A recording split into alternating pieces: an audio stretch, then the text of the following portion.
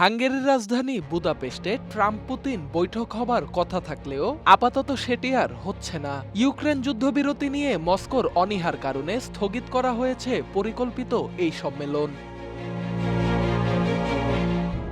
White হাউসের এক senior কর্মকর্তার বরাতে বার্তা সংস্থা রয়টার্স জানিয়েছে, ট্রাম্প এবং পুতিনের মধ্যে শীঘ্রই কোনো বৈঠকের পরিকল্পনা নেই। এর আগে মার্কিন পররাষ্ট্রমন্ত্রী মার্কো রুবিও ও রুশ পররাষ্ট্রমন্ত্রী সের্গেই লাভরভের মধ্যে একটি ফোনালাপ হলেও সরাসরি সাক্ষাতের বিষয়ে এখনো কোনো সিদ্ধান্ত হয়নি।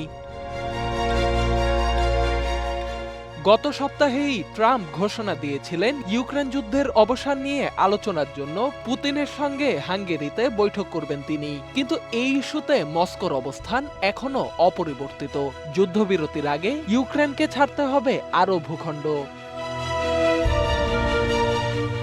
এ প্রসঙ্গে সাংবাদিকদের প্রশ্নের জবাবে ট্রাম্প বলেন, পুতিনের সঙ্গে তিনি কোনো অর্থহীন বৈঠক করতে চান না।